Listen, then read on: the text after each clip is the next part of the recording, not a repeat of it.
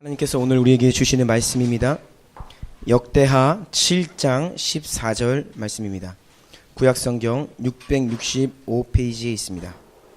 함께 한 목소리로 하나님 말씀 읽겠습니다. 시작. 내 이름으로 일컫는 내 백성이 그들의 악한 길에서 떠나 스스로 낮추고 기도하여 내 얼굴을 찾으면 내가 하늘에서 듣고 그들의 죄를 사하고 그들의 땅을 고칠지라. 아멘. 한 번 더 읽습니다. 시작. 내 이름으로 일컫는 내 백성이 그들의 악한 길에서 떠나 스스로 낮추고 기도하여 내 얼굴을 찾으면 내가 하늘에서 듣고 그들의 죄를 사하고 그들의 땅을 고칠지라. 아멘. 우리 양옆에 있는 분들 그리고 앞뒤에 있는 분들까지도 이렇게 악수하며 인사하세요. 악수하면서 샬롬이라고 악수하며 인사하기 원합니다. 샬롬. 앞뒤까지도 하여 양옆 좌우 앞뒤. 샬롬.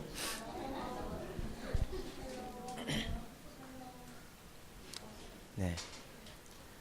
하나님의 평화, 평강, 네, 그것을 축복하는 거예요. 샬롬. 여러분 가운데 정말 하나님의 그 평강이 가득하기를 축복합니다. 네, 제가 먼저 기도드리고 오늘 말씀 나눕니다. 사랑하는 주님께서 오늘도 우리를 예배의 자리로 인도하시며 감사합니다. 하나님 너무나 좋은 날입니다.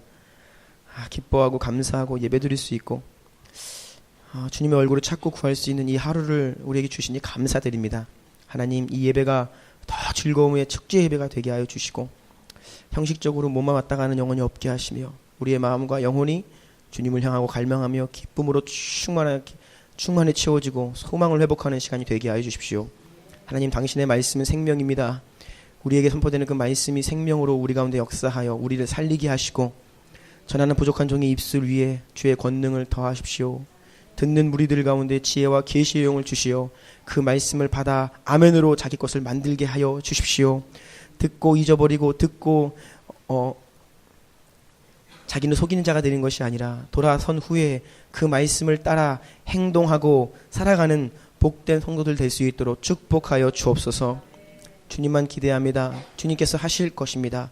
예수님 이름으로 기도드립니다. 아멘.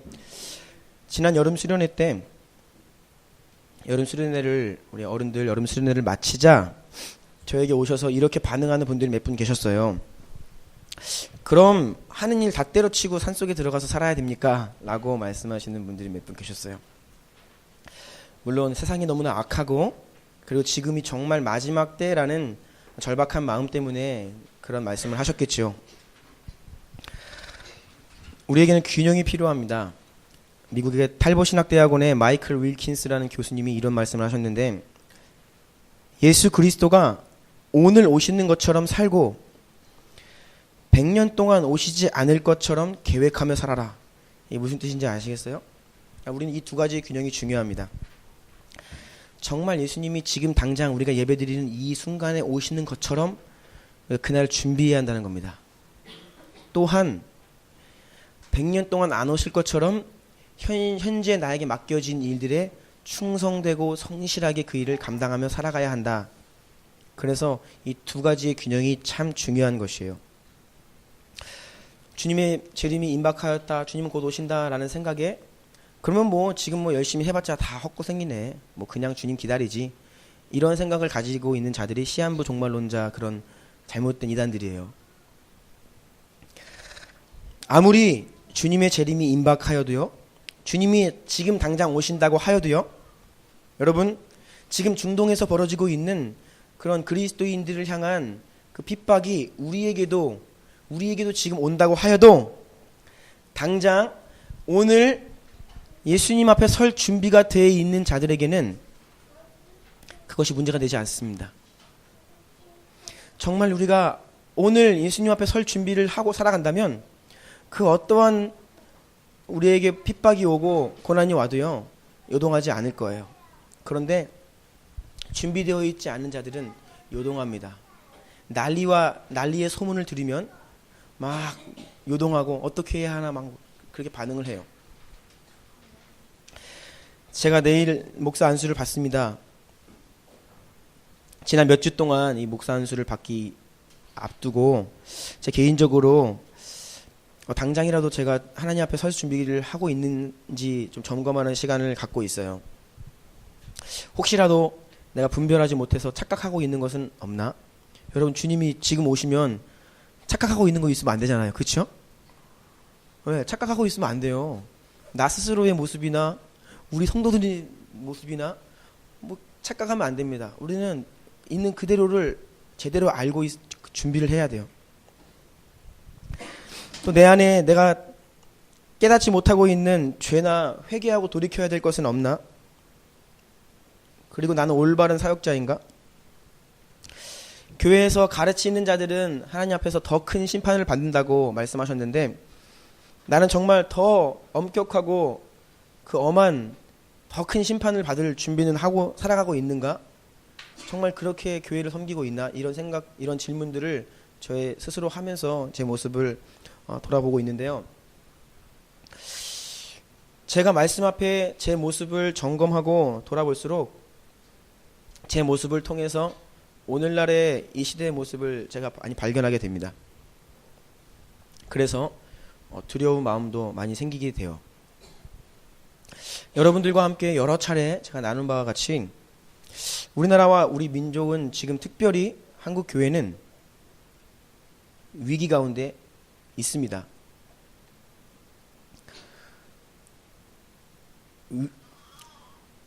이런 상황 가운데서 우리 주님은 우리에게 계속해서 말씀하고 계셔요.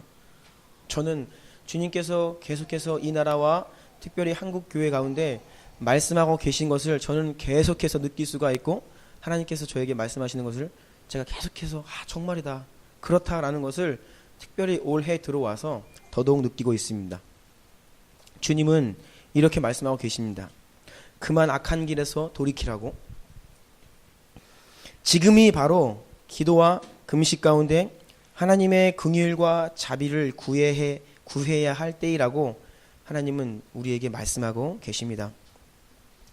그래서 오늘부터 이 회개라는 주제로 몇 주간 말씀을 나누기 원해요.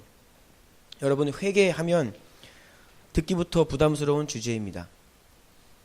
여러분, 듣는 것만 부담스러운 게 아니라 앞에서 전하는 자 입장에서 회개라는 주제는요, 정말 전하기가 힘든 주제예요. 버겁습니다. 왜냐하면 회개는요, 회개하라 회개하라 외친다고 회개가 되는 것도 아니고요. 그리고 내가 하나님 저 회개하고 싶어요 라고 그런 마음을 가져도 제대로 된 회개를 할 수가 없어요. 정말 회개라는 것은 주님께서 성령을 부어주시고 정말 주님께서 은혜로 허락하셔야만 가능한 것이 회개예요. 하지만 주님께서 계속해서 저에게 부담을 주셔서 제가 순종하는 마음으로 오늘부터 몇 주가 될지는 모르겠지만 회개에 대한 메시지를 나누기를 원합니다. 오직 성령님께서 이 시간 또 앞으로 몇 주간에 오직 성령님이 역사하셔서 부족한 제 이 말을 통하여 성령께서 여러분들 가운데 회개의 불을 일으키시고 이 교회가 정말 주님 앞에서 정결한 신부로 깨끗하게 정결케 되며 회개함으로 겸비하는 시간이 되기를 간절히 기도하는 마음으로 말씀을 나누기 원합니다. 오늘은 그 첫 시간으로서 특별히 우리의 개인적인 차원에서의 회개에 대해 말씀을 나누기 원합니다. 여러분, 이 세상에서 가장 중요한 일은 구원입니다. 우리 주님께 성도들은 이제 구원이 가장 중요한 일이라는 것을 알기를 원해요. 세상에서 가장 중요한 일은 우리 학생들의 앞으로의 진로도 아닙니다. 우리 고등학교 친구들 대학 입시도 제일 중요한 게 아니에요. 직장을 구하는 일도 제일 중요한 일이 아니고요. 결혼도 제일 중요한 일이 아닙니다. 승진도 아니고요. 대출을 빨리 갚고 내 집 마련하는 것도 제일로 중요한 일이 아닙니다. 노후 대책을 하는 것도 아니고요. 건강한 것도 가장 중요한 일이 아닙니다. 물론 제가 지금 말씀드린 것들이 중요하지 않다는 말이 아니고요. 정말 중요한 것들이죠. 그런데 가장 중요한 일이 아니라는 거예요. 이 세상에서 가장 중요한 일은 구원입니다.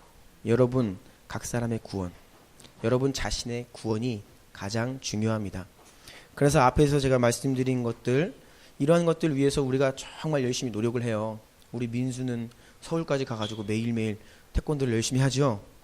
민수의 앞날을 위해서 주님께 귀하게 쓰임받고자 하는 그 열정을 가지고 열심히 미래를 준비해요. 우리 학생들을 공부를 하고, 네, 어른들을 열심히 직장에서 또 일을 하시고, 또 허리띠 졸라매면서 네, 내 집 마련하기 위해서 열심을 다한다고요. 중요한 일이기 때문에 그렇습니다.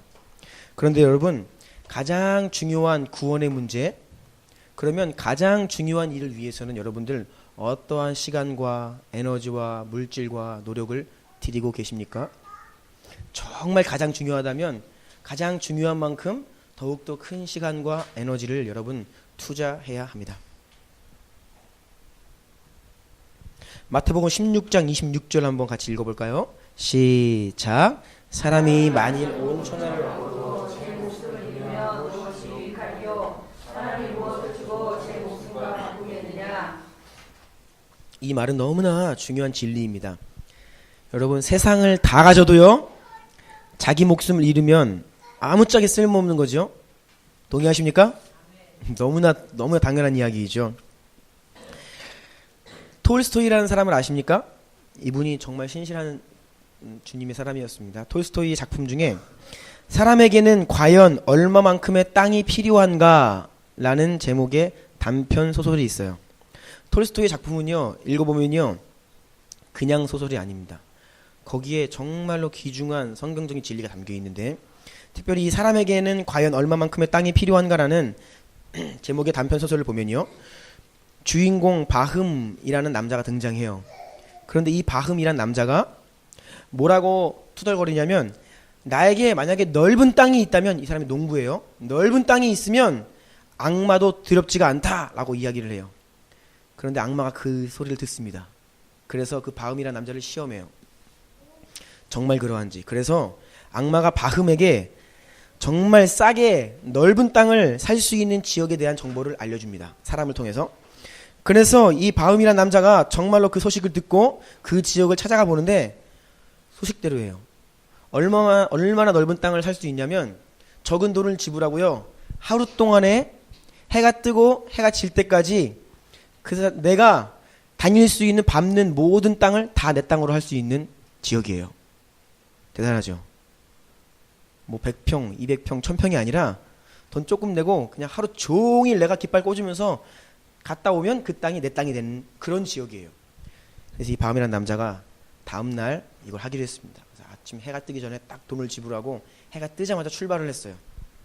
여러분 생각해 보십시오. 오늘 하루 종일 내가 밟으면 그 땅 다 내 땅 돼요. 얼마나 죽을 힘을 다해 뛰겠습니까? 그렇죠?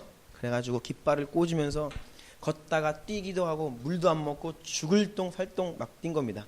그래서 가시덤불을 헤치기도 하고 넘어지기도 하고 절벽이 떨어지기도 하는데 계속해서 자기 땅을 넓혀갔어요. 신발이 벗겨지고 상처투성이가 되는 가운데에서도 죽을 힘을 다해 하루 종일 뛰었습니다. 그는 참고 참으며 결국 자기가 목표로 한 땅을 다 얻을 수 있게 되었고, 이 정도면 됐겠지 넉넉한 마음을 가졌어요. 해가 지고 그가 목표를 다 이루고 돌아왔습니다. 그런데 도착하자마자 입에서 피를 토하며 쓰러져 죽었습니다. 그래서 그가 가지게 된 땅은 자기의 무덤, 그 땅을 가지게 되었다. 이런 내용의 소설이에요. 정말 짧아요. 한 20분이면 읽을 수 있습니다. 여러분, 이것은 저는 이 소설을 읽고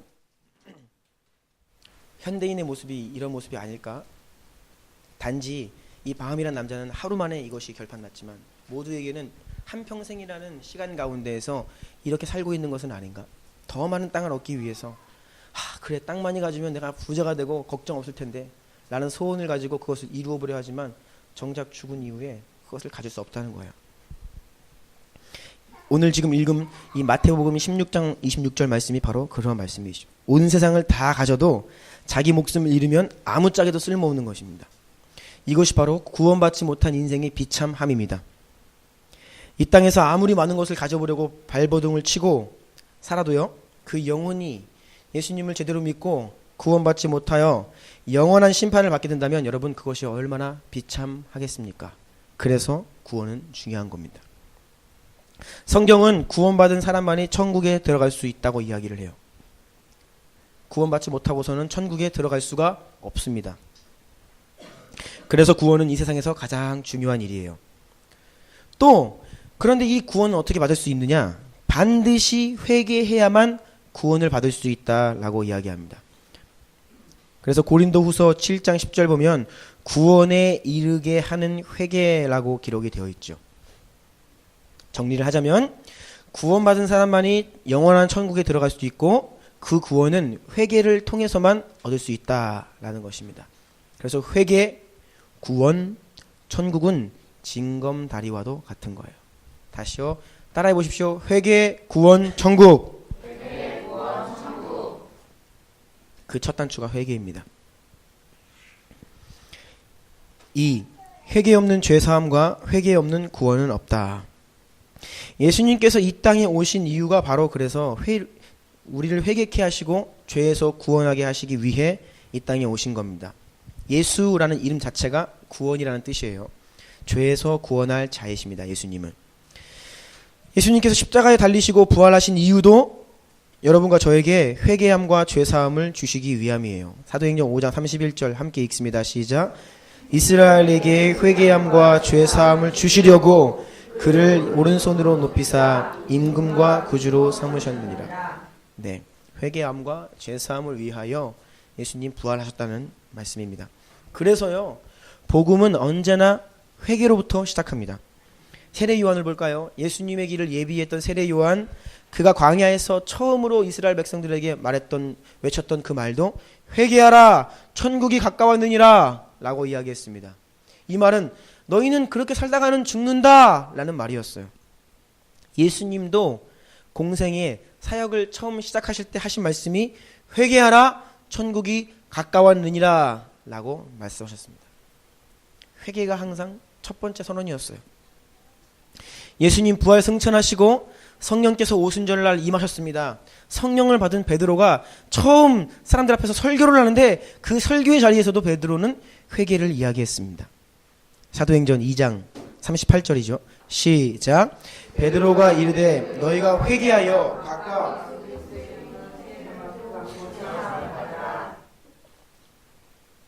회개하고 죄사함을 받으라 라고 베드로는 설교를 하였습니다.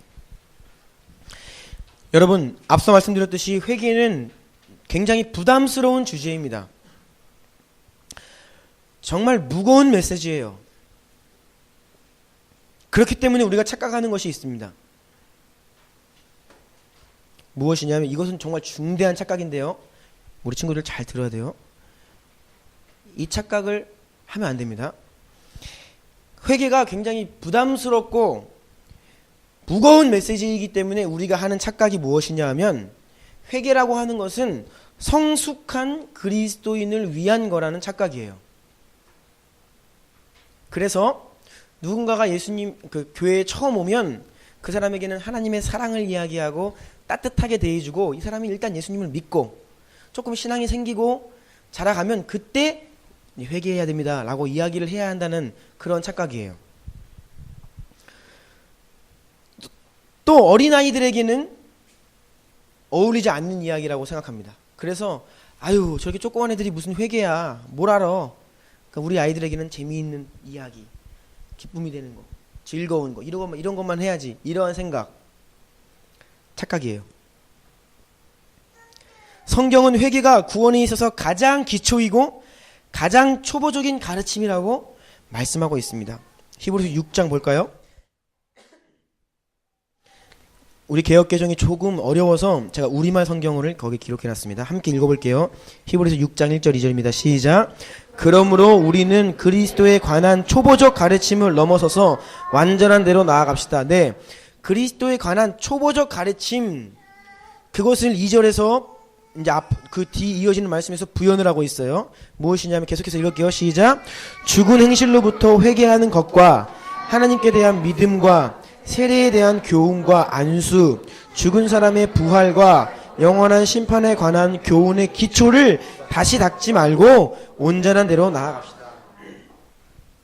그러니 그리스도에 관한 초보적인 가르침, 그리고 교훈의 기초가 있는데 그것은 바로 그 기초 중에 기초, 처음 등장하는 가장 처음 입문 단계의 가르침이 바로 죽은 행실로부터 회개하는 것이라는 거예요. 네.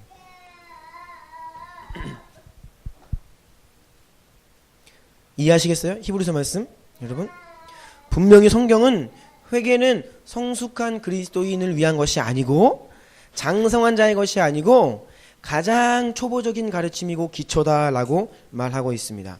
그러니 회개 없는 신앙은 기초 없는 신앙이고 첫 단추부터 틀려먹은 겁니다. 안고 없는 찐빵이란 말을 아세요? 사실 저는 이 말 잘 이해 못합니다. 왜냐하면 저는 안고 찐빵 세대가 아니거든요. 근데 우리 어머니 세대들은 알 것 같아요. 안고 없는 찐빵. 그러니까 단팥빵인데 팥이 안 들어있는 겁니다. 단팥빵에 팥이 안 들어있어요. 우리가 겨울에 호빵을 먹잖아요. 근데 그 안에 야채 호빵을 샀는데 야채가 안 들어있어요. 뭐 그거 뭡니까 그거. 그러니까 겉모습 볼 때에는 뭔가 제대로 된 것 같은데 보니까 그게 아닌 겁니다. 자동차에 여러분 정말 멋있는 자동차예요. 겉이 번지르하고 세차를 해서 코팅을 해서 광택을 냈는데 그 자동차에 엔진이 없다거나 기름이 없다고 생각해 보세요. 어디 있을 겁니까? 굴러가질 않는데. 여러분에게 너무나 좋은 최신 스마트폰이 있다고 가정해 보세요. 요즘에 정책이 바뀌었죠. 스마트폰 이 정책이.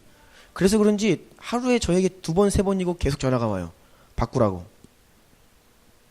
정말로. 제 번호가 유출된 걸까요? 3번쯤 전화가 와요, 하루에. 여러분, 최신 스마트폰을 샀는데요. 그 스마트폰의 배터리가 차있지 않으면 쓸데없는 겁니다. 켜지지도 않아요.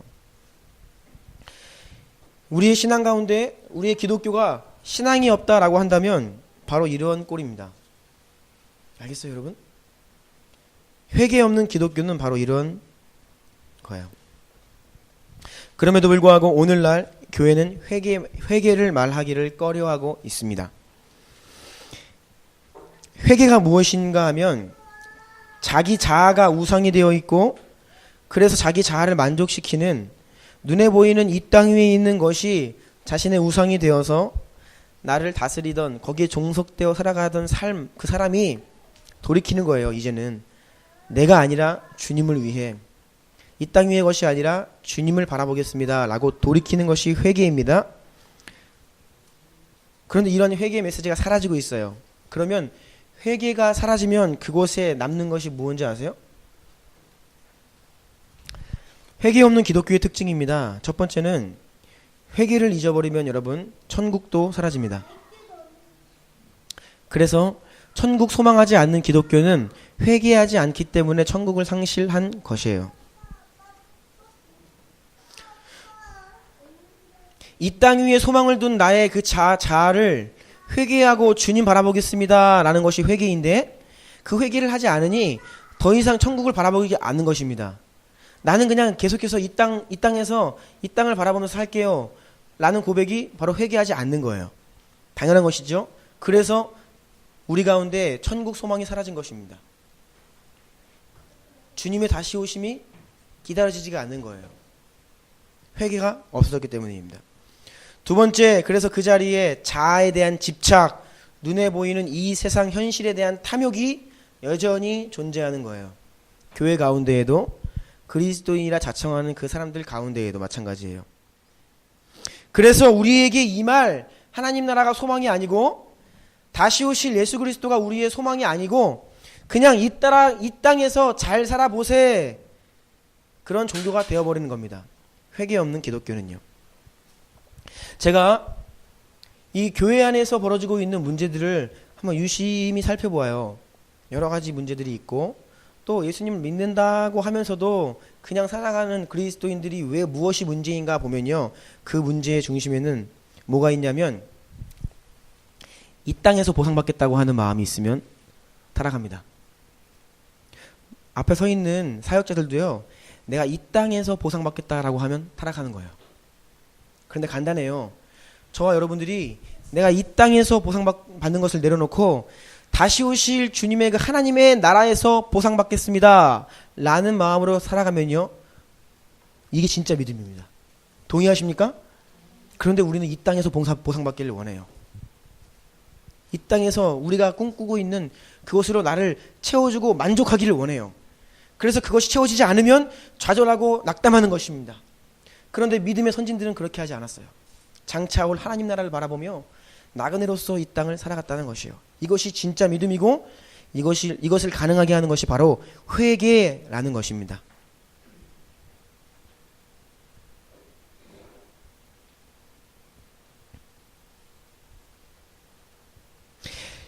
죄인이 죄사함과 구원을 위한 회개에는 관심이 없고 이 땅에서 잘 되기를 바라는 것은 마치 무엇과도 같은지 아십니까?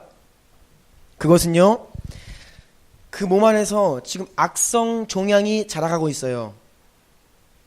암이죠. 암덩어리가 지금 자라가 지금 빨리 하루라도 손 쓰지 않으면 이제 곧 죽습니다. 그런데 그것이 자기의 몸속에 있기 때문에 모르는 거예요. 그리고선 어떻게 사냐? 거울을 보며 자기 얼굴을 치장하고요. 외모를 가꾸고요. 남자들은 헬스장에 가서 자기 근육을 키우고 있는 거예요. 여러분, 이런 모습이라고요. 회개에는 관심이 없고 이 땅 위에서 내 앞에 지금 당면한 문제, 이것들 그것만을 원하며 살아가는 자의 모습이 바로 그렇다는 것입니다. 이사야 30장 볼까요? 9절과 10절입니다. 같이 한번 읽어보겠습니다. 이사야 30장 9절 10절 시작.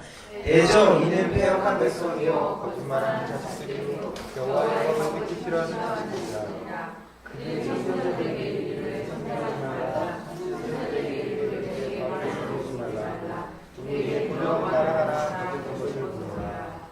이스라엘이 가장 타락했던 시대에 활동했던 이사야 선지자에게 하나님께서 주신 말씀인데, 타락한 백성들의 특징은 무엇이었냐면 선지자의 말을 듣기 싫어했다는 것입니다. 선지자는 하나님의 말씀을 대신 전하는 자들이죠. 여러분, 세상이 타락하고 세상에 죄가 간영하면 하나님의 사람은 그 죄를 일깨우는 역할을 합니다. 회개하세요. 그렇게 살면 안 됩니다. 그렇게 살다가는 하나님의 진노와 심판이 임합니다. 이것이 하나님의 사람이 죄가 간영한 시대에서 전할 메시지예요. 그런데 타락한 백성들은 그런 말 듣기 싫어하는 거예요. 그래서 지금 말씀 보니까 뭐라고 하냐면 선견자에게 이르기를 선견하지 말라. 이것은 너 하나님의 말을 대언하지 말라, 그 뜻이에요. 우리에게 바른 길을 보이지 말라. 무슨 말을 원하냐면 부드러운 말을 좀 해달라. 축복되는 말을 해달라. 이것이 타락한 시대의 특징입니다. 오늘날 우리에게 회개의 메시지가 사라진 이유는 바로 오늘날의 백성들이, 오늘날의 사람들이 그 회개의 메시지를 듣기 싫어하기 때문입니다. 사람들은 자기가 좋아하는 말을 듣기 위해 몰려요.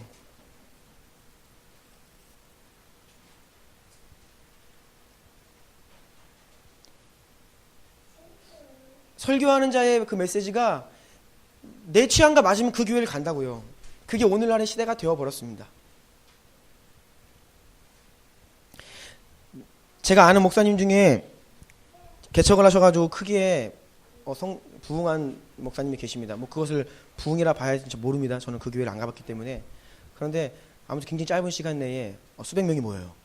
그 목사님께서 저에게 식사를 하면서 하신 말씀이 있는데요. 저는 그 말 때문에 많은 고민을 합니다. 왜냐하면 그 목사님께서 이렇게 말씀하셨어요. 절대로 설교할 때 부정적인 말 하지 말아라. 무조건 긍정적이고 축복만 이야기하면 사람들이 온다 라고 말씀을 해주셨어요.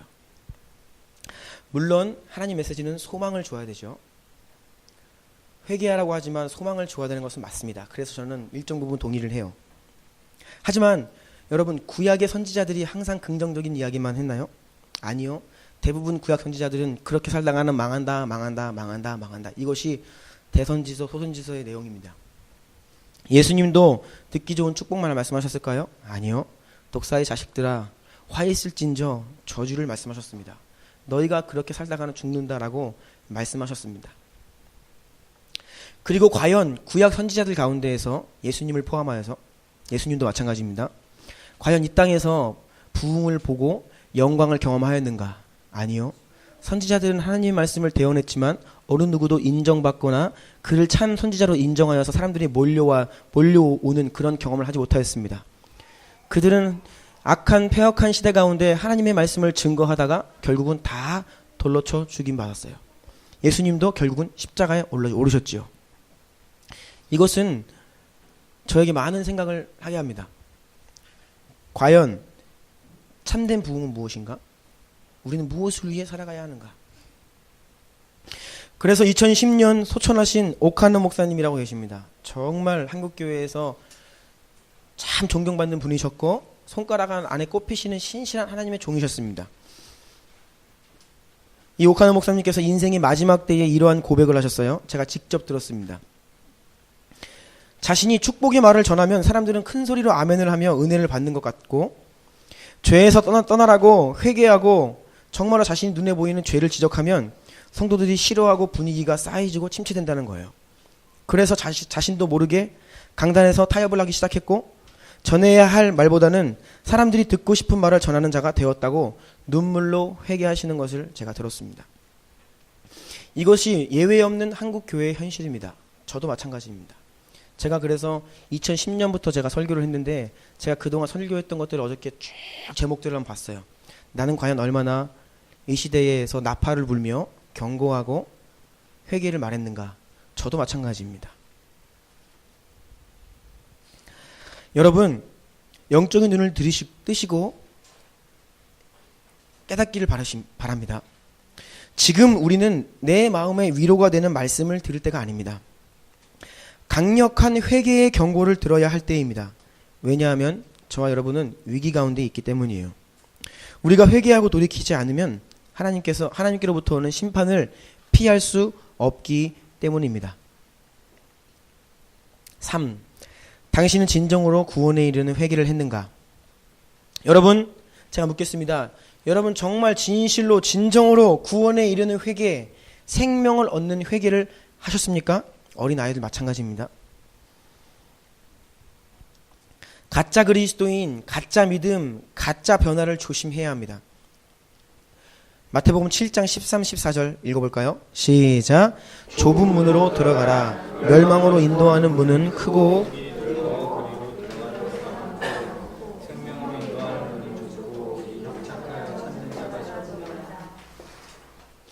멸망으로 인도하는 문은 크다고 했습니다. 그 길이 넓어서 그리로 들어가는 자가 많다고 하셨어요. 생명으로 인도하는 문은 좁고 길이 협착하여 찾는 자가 적다고 하셨습니다. 여러분, 그런데 왜 넓은 길로 가려 하시나요? 여러분, 신앙생활이 별로 부담이 되지 않고 신앙생활이 수월하면 여러분 넓은 길로 가고 계신 겁니다. 신앙생활은 쉬운 것이 아닙니다. 왜냐하면 여전히 우리 가운데 하나님을 대적하고 세상을 좋아하고 우리는 육신의 정욕, 안목의 정욕이 여전히 살아있기 때문에 그것을 거스르며 주님을 따라가기 위해서는 참 힘들고 어려운 것이에요. 주님을 믿는 것이 그저 기쁨이고, 물론 기쁘지요. 행복이죠. 하지만 그것이 힘든 일이 아니라고 한다면 여러분, 넓은 길로, 멸망의 길로 가고 있는 것입니다. 많은 사람이 넓은 문으로 들어가고요, 적은 소수가 좁은 문으로 들어갑니다. 그런데 오늘날 이 구원이 좁은 문이다, 소수가 들어간다, 이런 말 하지 않습니다. 다음 말 읽어볼까요? 누가복음입니다. 13장 23, 24절 시작. 어떤 사람이 여짜오되 주여 구원받는 자가 적으니이까? 그들에게 이르시되 좁은 문으로 들어가기를 힘쓰라. 내가 너희에게 이르노니 들어가기를 구하여도 못하는 자가 많으리라. 여러분, 단도직입적으로 예수님께 여쭤봤습니다. 구원받는 자가 적습니까? 그랬더니 예수님이 말씀하시는데, 당연하지, 적다마다 적을 뿐만 아니라 그 문으로 들어가고자 하는 자들까지도 못 들어가는 자가 많으니라. 일단은요, 객관적으로 구원받는 자의 숫자는 소수입니다. 그런데 구원받기 원해서 교회에 나가고 신앙을 갖기 원하는 자들 가운데에서도 구원받지 못하는 자가 많다고 했어요. 그러면 여러분, 정말로 구원받는 사람이 얼마나 적을까요? 여러분, 구원받는 자의 숫자가 많지 않습니다. 정말 적어요. 소수예요. 구원받는 자의 숫자가 소수라고요. 마태복음 7장 21절부터 제가 읽어드릴게요. 나더러 주여 주여 하는 자마다 다 천국에 들어갈 것이 아니요. 오늘날 한국 교회를 향해서 하시는 말씀입니다. 다만 하늘에 계신 내 아버지의 뜻대로 행하는 자라야 들어가리라. 여러분, 하나님의 뜻대로 행하지 않는 자는 주여 주여 하지만 하나님의 백성이 아닙니다. 22절 볼게요. 그날에 많은 사람이 나더러 이르되 주여 주여 우리가 주의 이름으로 선지자 노릇하며 주의 이름으로 귀신을 쫓아내며 주의 이름으로 많은 권능을 행하지 아니하였나이까 하리니 그때에 내가 그들에게 밝히 말하되 내가 너희를 도무지 알지 못하니 불법을 행하는 자들아 내게서 떠나라. 어쩌다가 한두 사람이 와서 그렇게 묻는 게 아니라 많은 사람이 자신은 구원받은 줄로 살아왔는데 정작 죽고 나니까 심판대 앞에서 보니까 자기가 구원받은 자가 아니었다는 것을 안 거예요. 그래서 많은 사람이 주님께 주여 주여 왜 나를 모르십니까? 라고 막 절박하게 외친다는 거예요. 하지만 주님은 그들을 모르신다고 말씀하십니다. 마태복음 24장 11, 12절입니다. 거짓 선지자가 많이 일어나 많은 사람을 미혹하겠으며 불법의 성함으로 많은 사람의 사랑이 식어지리라. 여러분 계속해서 많은 여러분 거짓 선지자가 어쩌다가 한 명 있는 게 아닙니다. 거짓 선지자가 많습니다. 그리고 어쩌다가 뭐 한두 명이 미혹되는 게 아닙니다. 많은 사람이 미혹됩니다. 어쩌다가 한두 사람이 하나님을 향한 사랑에서 떠나는 것이 아닙니다. 많은 자가 그 사랑에서 떠나요. 여러분 거짓 선지자는요 사단을 숭배하는 자가 아닙니다. 이단들이 거짓 선지자가 아니에요. 그들은 적그리스도의 영으로 활동하는 자들이지 거짓 선지자가 아닙니다. 언제나 거짓 선지자는 제도권 교회 안에 있는 자들입니다. 제가 생각하는 오늘날의 거짓 선지자는요 하나님의 사랑과 축복만 이야기하고 죄에 대한 하나님의 진노, 죄인에 대한 지옥 심판의 저주 말하지 않는 자가 거짓 선지자라고 저는 생각을 해요. 오늘날에 지옥이 없다고 생각하는 사람들 많습니다, 여러분. 왜냐고요? 지옥에 대해서 이야기하지 않거든요. 여러분 지옥이 있음을 아는 사람이 어떻게 지옥에 대해서 말하지 않습니까? 말로는 안다고 해도 믿는다고 해도 그 사람은 지옥이 있음을 모르는 사람입니다. 그리고 실제로 오늘날에 미국에서는 지금 그게 유행입니다. 지옥이 없다고 하는 이론이요. 이게 영원히 멸절하는 그 이론인데 오늘날 유행하는 이론이고 미국에서 그것이 굉장히 인기예요. 교회 안에서. 그리고 한국에도 곧 들어올 겁니다. 그게. 무엇이냐면 하나님은 사랑이신데 어떻게 영원토록 그 하나님 믿지 않은 사람을 영원토록 지옥 형벌해서 죽도록 고통스럽게 하냐. 그건 하나님의 사랑과 합당하지 않다. 그래서 지옥이란 개념은 어떤 상징적인 개념이고 하나님은 물론 믿는 자들은 영원한 천국을 허락하시지만 아마도 하나님 믿지 않는 자들은 그냥 아예 없애실 거다. 그래서 그냥 고통 없게 그냥 없애실 거다. 지옥이란 없다. 이게 아주 그럴싸해 보이죠? 이게 좀 유행하고 있어요. 그리고 그렇게 지옥이 없다라고 생각하는 신학자들이 많아요. 거짓 선지자들입니다.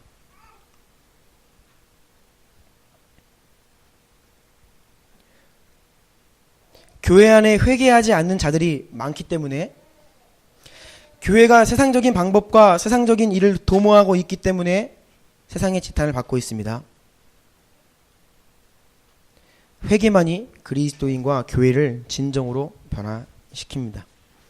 그래서 리처드 백스터 위대한 청교도였어요. 이분이 습관적으로 교회 생활하는 많은 사람들에게 회개 없이는 구원도 없다고 준엄하게 경고를 하는데 그 말을 한번 들어보시기를 원합니다. 제가 읽어드릴게요. 당신은 참된 회개를 체험한 나를 기억하고 있습니까? 당신을 회개하게 한 설교를 기억합니까? 당신의 영혼이 변화되기 시작한 시점을 정확하게 알고 있습니까?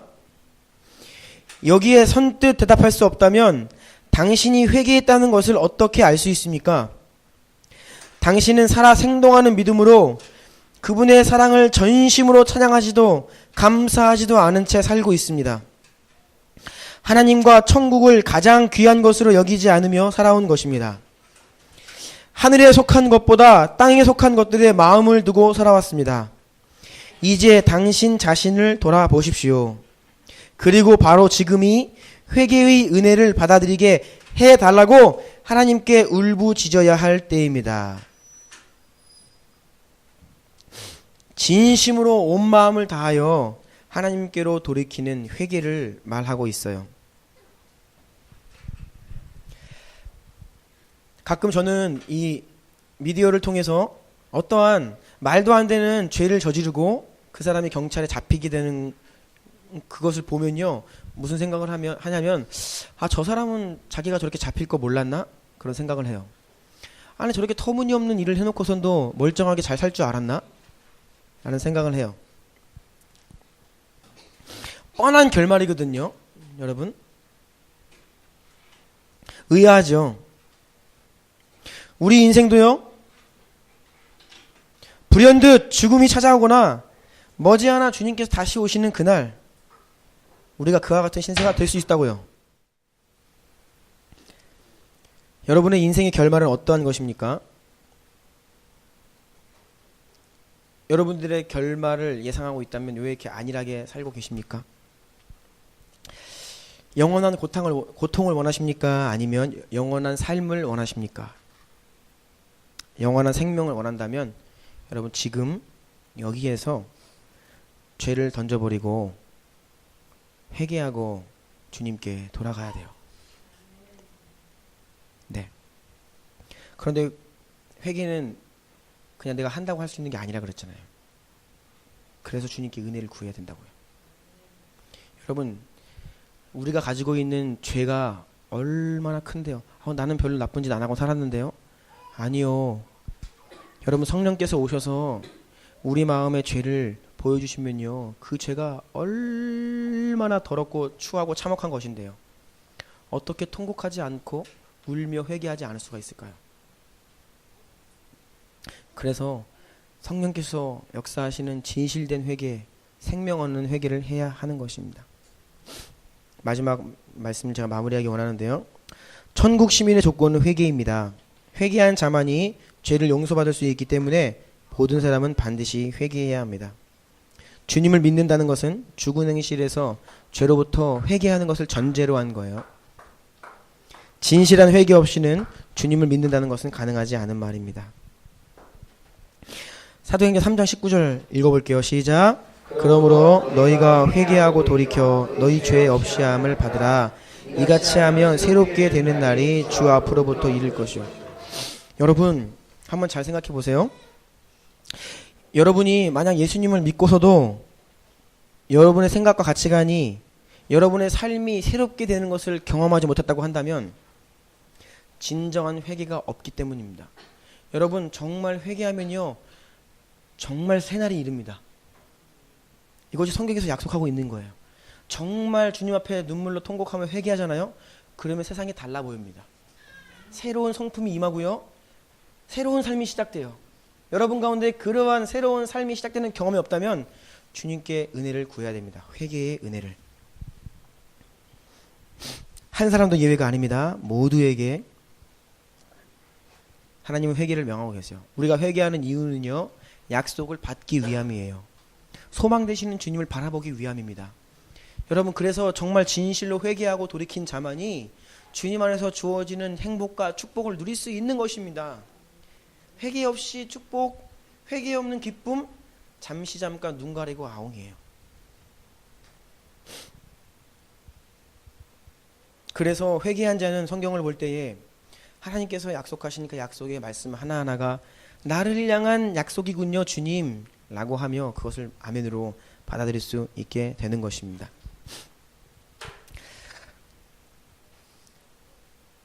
마지막으로 이 말씀 드리고 마무리하기 원하는데요. 여러분, 회개가 내 힘으로 할 수 없다라고 말씀드렸죠. 그래서 회개는 은혜예요. 성령께서 여러분 가운데 역사하셔야 회개할 수 있어요. 그런데 이 말 때문에 반대로 그래, 회개는 내가 할 수 있는 게 아니지, 하나님이 하셔야지 라고 하면서 회개하기를 노력하지 않는 것, 노력하는 것을 굉장히 죄악시하는 그런 사람들이 있는데 그것이 얼마나 어리석고 바보 같은 말인지 몰라요. 제가 그것이 얼마나 바보 같은 것인지 말씀드릴게요. 여러분, 만약에 어떤 농사꾼이 쟁기질도 안 하면서 씨도 안 뿌리면서 하나님께서 올해 나에게 풍년을 약속하셨어 라고 이야기하면 정말 바보죠. 동의하세요? 바보죠. 하나님이 오늘 올해 풍년을 약속하셨으면 부지런히 땅을 일구고 씨를 뿌리고 기경을 내야지 풍년이 오지. 가만히 있으면 풍년이 옵니까? 또 어떤 사람이 이렇게 하나님께서 나를 장수하도록 약속하셨어. 그러니까 나는 어떻게 살든지 건강할 거야. 이거 바보죠. 그래서 이 리차드 백스터라는 사람은 뭐라고 이야기하냐면 이런 생각을 가지고 회개하기를 노력하지 않는 자들에게 너희가 세 가지를 먼저 실험해봐라. 이 세 가지를 실험해보고 그렇게 해라 라고 이야기해요. 첫 번째 실험이 뭐냐면 당신이 먹지도 입지도 않는데 하나님께서 당신의 생명을 살려주시는지 한번 시험해보라. 네, 그래서 안 먹고 그냥 살면서 생명을 유지할 수 있는 사람은 계속해서 그렇게 회개를 기다리기만 해라 라고 이야기하고요. 두 번째 실험, 씨를 뿌리고 땅을 일구지도 수고하지도 않았는데 옥수수를 풍성하게 수확할 수 있는지 실험해보라.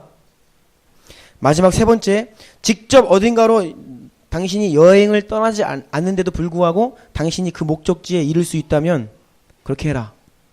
너무나 당연한 것이죠. 그래서 여러분, 회개는 하나님께서 주시는 것이 맞아요. 회개는 성령께서 임하시고 은혜를 주셔야 됩니다. 그런데요, 하나님이 우리를 향하여서 회개케 하시기 원하면요, 우리의 하나님 앞에서의 겸비함, 노력, 회개하기 원합니다 라고 고백하는 그 기도, 그것을 통해서 일하신다는 거예요. 알겠어요? 네. 오늘 들은 말씀 기억하며 한번 기도하기 원합니다.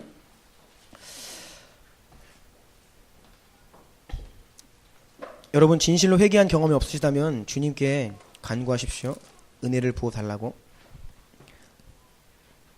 정말 진정한 회개를 경험하지 않고서 내가 진짜 하나님께 회개한 자이면 어떻게 알 수 있습니까? 하나님께 기도하십시오.